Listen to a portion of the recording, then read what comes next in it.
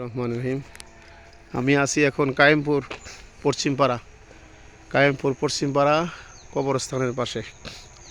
এই কায়েমপুর পশ্চিমপাড়া কেন্দ্রীয় জামে মসজিদে দীর্ঘ 7-8 বছর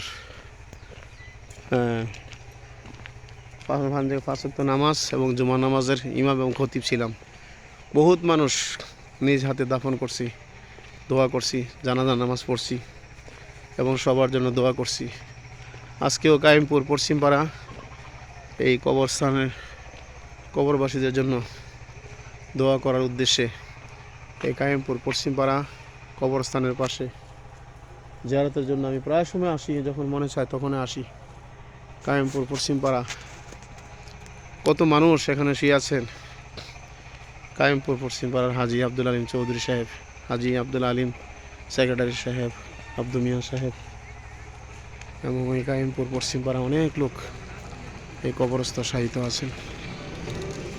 কায়েমপুর পশ্চিমপাড়া কবরস্থানে কবরবাসীদের জন্য আমরা অনেক দোয়া করি। অনেক বছর আমি গুনাহগার এখানে ছিলাম। মাশাআল্লাহ, অনেক সুন্দর হয়েছে গেট। কায়েমপুর পশ্চিমপাড়া কেন্দ্রীয় কবরস্থান। মহান আল্লাহ তাআলা যেন এই কবরবাসীদের কবর আযাব যেন আল্লাহ পাক মাফ করে দেন। হাজি আব্দুল আলিম চৌধুরী সাহেব, হাজি আলী মিয়া সেক্রেটারি সাহেব, আব্দু মিয়া সাহেব, আবুল কালাম আজাদ মাস্টার সাহেব, গোলাম মুস্তফা চাচা সাহেব, মরহুম নুরুল ইসলাম চাচা সাহেব, বিশেষ করে দুলুমিয়া ভাই সাহেব, বিশেষ করে আব্দুর রাজ্জাক চাচা আব্দুর রাজ্জাক চৌধুরী সাহেব, আব্দুল খালেক চৌধুরী সাহেব, আবু তাহের চৌধুরী সাহেব সরকার বাড়ির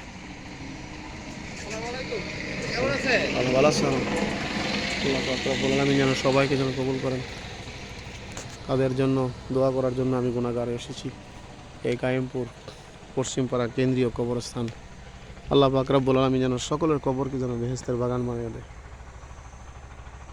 আল্লাহ পাক সবাইকে যেন কবুল এবং মঞ্জুর করে, প্রত্যেক আল্লাহ পাক ক্ষমা করে দেন, মাফ করে দেন। এই কবরবাসীদের জিয়ারতের উদ্দেশ্যে আমি গুনাহগার এখানে এসেছি।